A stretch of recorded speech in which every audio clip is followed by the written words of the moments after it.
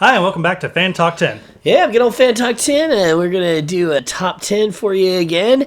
Simon, what's the top 10 this week? Well, have you ever wanted to get into Star Trek and you just didn't know where to start?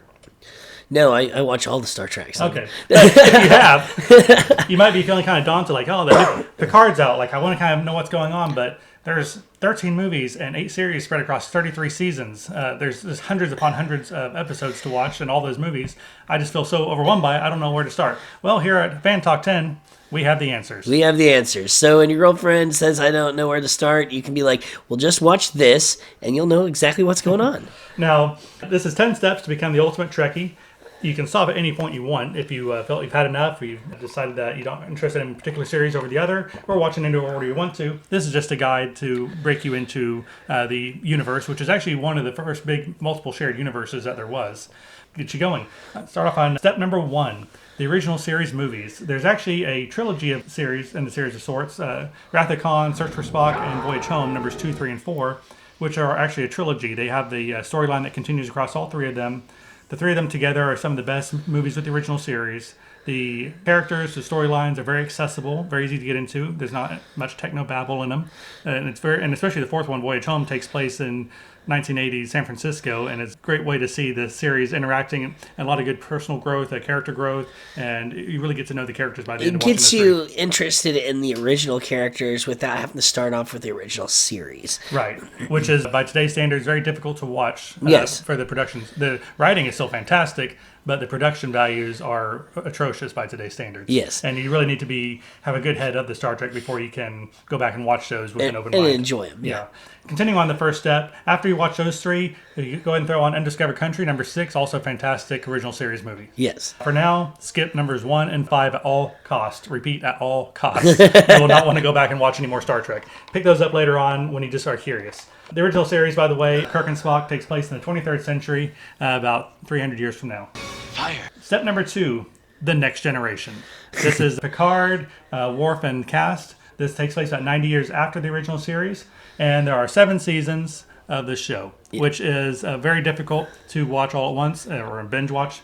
There was before a lot of serialized storytelling, so a lot of the episodes are very episodic. Very episodic. 1, 2, 3, and it doesn't matter what order you watch them in. Right. However, within that, there are some must-see episodes. There are some ones that change the overall direction of the show, are just good episodes, or just have a lot to do with the continuity of Star Trek in general. And if you're watching, you'll now see the list of the episodes on the screen. Also check out our Facebook page, and we'll print this list there as well. But this will give you about 25 episodes. Will give you a basic starting point for The Next Generation. And now at this point, you'll be nearly ready to watch Picard and know what's going on, but not quite. Because next we have step 3, the Next Generation movies. Unfortunately, Generations is a movie that you need to watch on that because it does have some continuity issues. Otherwise, it's not the best movie. I'll just pre-warn you. But at this point, you've already seen some of the series, and like I'll say, this isn't a horrible movie. You just want to muscle through it because going into the next one is arguably maybe one of the best Star Trek movies at all, which is First Contact. Fantastic, and it really, once again, kind of goes into the characters from the series and also into the main villain, if you want to say, from Star Trek at this point. Yeah, the Borg. And the reason why we have it this order is because the Next Generation series introduces the Borg and shows why Picard has such an issue with the Borg going into. You can watch First Contact without knowing that, but having that little extra backstory really does help. Yes. After that, you need to watch Nemesis, which is not the best movie. It does have its good points, but also if you're wanting to watch Picard takes place after Nemesis and draws heavily on the storylines from Nemesis, and so therefore it's got to be part of the must-see movie portion of this. Yeah. Insurrection, you can give a miss for now. It's an hour-and-a-half long episode. Step number 4, if you've liked Next Generation, the next step is Deep Space Nine. It takes place at the same time period, has some crossovers with some characters. Instead of taking place on a starship, it takes place on a space station called Deep Space Nine. Yeah. Good name for it. A great name for it, and this is one of my favorite series. This series was a little different because instead of the crew traveling across space, they're in one place. So you're dealing a lot more with politics and the things that are going on with the races in that area. It has a lot more mysticism, mythology, or even straight out religion issues. It has a huge supporting cast of characters that aren't part of the main cast, some of which are even more popular than the main cast. And it does lend itself to more serialized storytelling once you get past about the second season. However, all seasons have episodes that are episodic that can be missed if need be.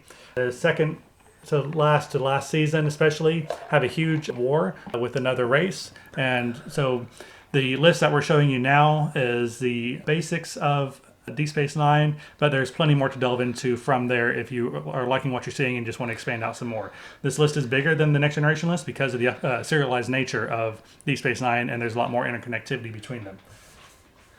Moving on to the fifth step. If you liked what you've seen so far, check out Voyager. It also takes place the same time period as Next Generation and Deep Space Nine.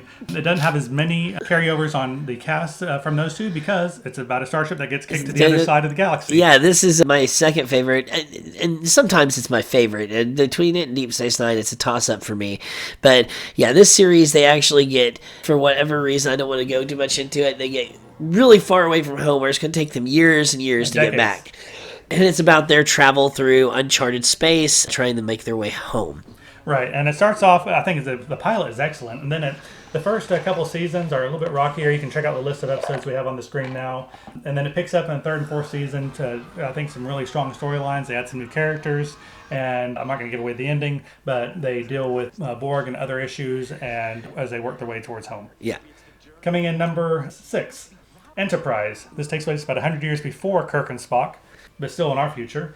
It shows events leading up to the birth of the Federation, which is the interplanetary government system in the Star Trek universe the Enterprise and all the other crews belong to. It shows the things that go into the different dynamics of the races that decide to join and create the Federation. Unfortunately, this was canceled after the 4th season, so they had to rush some of the storylines towards the end of it. And the final episode is very heavily criticized among hardcore fans, but it is definitely worth checking out. And this is a good series. It's a prequel, so obviously this supersedes all the other shows. But it's actually a really good series, and it has a lot of good politics about races and people that are going to be in these shows that you've seen up to this point, kind of showing how they all kind of got together in the first place. If you're still with us, the next step in this road to mastery of all things Star Trek is Discovery, one of the more recent shows to come on. It's now on its past its 2nd season. It takes place a few years prior to the original series beginning, and it shows some of the things that lead to issues with the Klingons. Yes. Moving on to number 8 is the original series with Kirk and Spock and the gang from the 1960s.